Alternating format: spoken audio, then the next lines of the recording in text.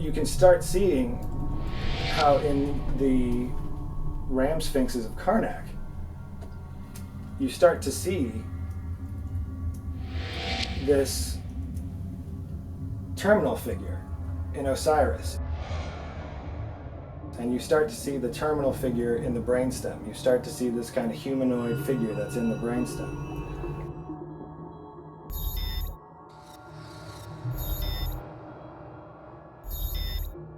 And again, if you look at Gerard David's painting of the Transfiguration of Christ, we see that again.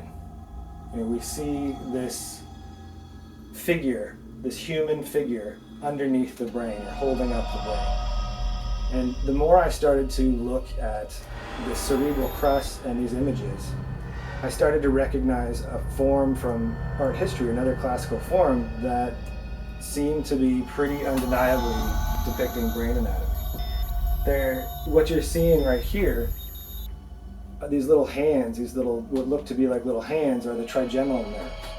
And the trigeminal nerves branch off into 3 different nerves that go and deal with other facial function, things like biting and chewing and parts of your eye and your jaw and things like that.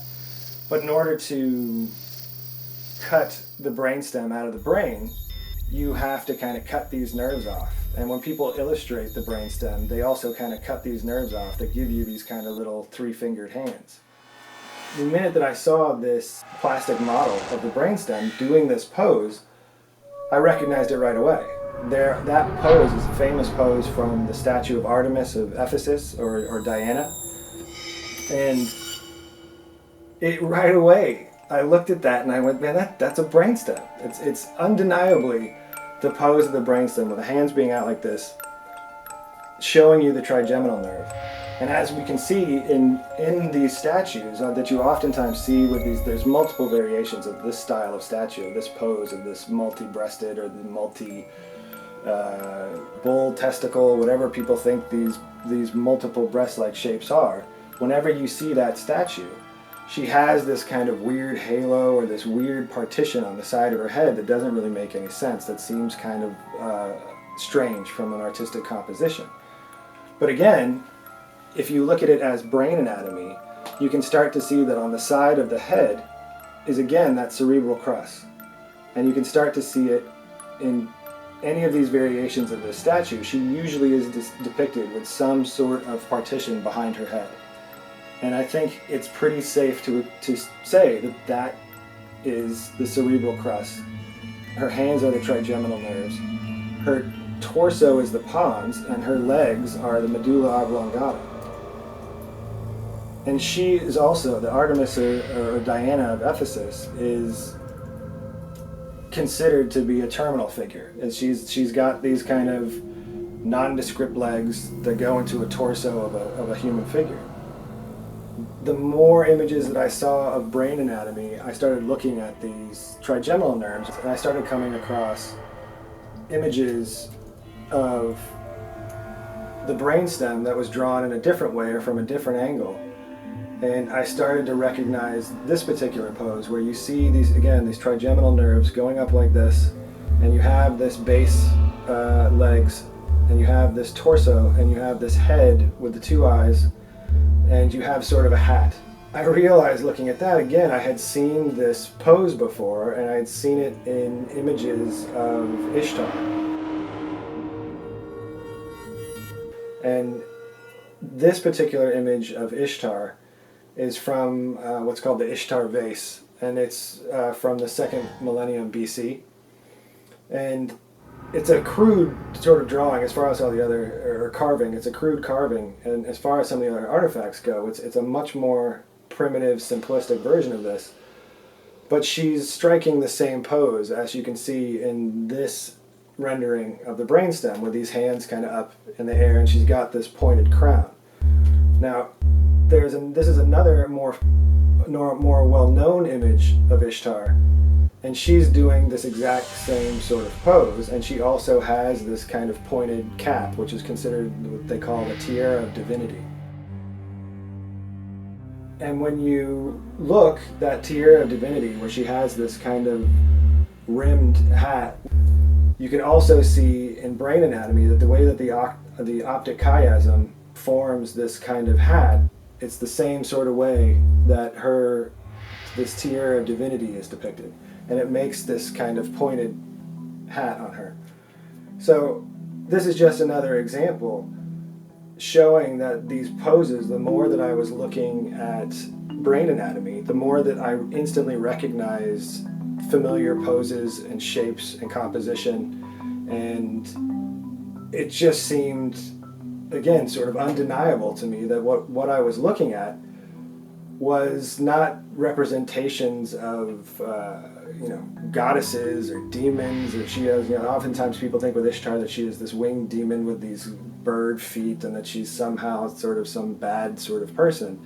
I started to realize that these were just representations of brain anatomy. And the posture of them was really what gave them away. And I think this is a prime example where you can kind of see this very similar human form making that sort of stance. And when I started looking for more images about Ishtar and more artifacts and more artwork based around Ishtar, there's a well-known statue of Ishtar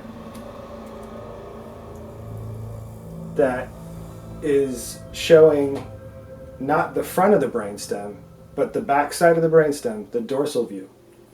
And when I started looking at this image of this artist's rendering of the brainstem, I instantly could see this statue of Ishtar. And this, where she's holding her breast like this, is even referred to as the Ishtar pose. And she's got this necklace that the necklace is sitting right between her breasts, and it sits exactly in the same place that the pineal gland sits. And you can see that she has these bizarre bulbous shoulders and these bizarre bulbous hips, which a lot of times people associate these big bulbous hips with fertility. But I don't think anybody would ever associate bulbous shoulders with fertility. It's sort of a bizarre feature to depict in artwork, and actually her whole body is very bizarre. But when you look at the backside of the brainstem, you get a very similar sort of shape. You get her shoulders are the thalamus. Her hands and her arms are also parts of the brain. Her hands would be the inferior colliculus, and her arms would be the brachium of the superior colliculus and the superior colliculus. And so you see this very similar form and shape for this very peculiar rendering of a human being. And now on the back side of the brainstem, the cerebellum hangs off the back, and it is attached to the brainstem via what's called the cerebral peduncle. These areas right in here, that kind of would make her hips. If you're dissecting a brain and you want to remove the brainstem, you have to cut off the many different parts. You've got to cut off sort of the nerves from the trigeminal nerves. You've got to dissect around it. And if you're going to remove the brainstem, you got to cut off the cerebellum.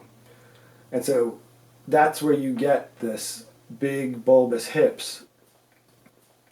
And even in her knees, she's got these kind of peculiar knees, which you can see her right here in the vagal trigone.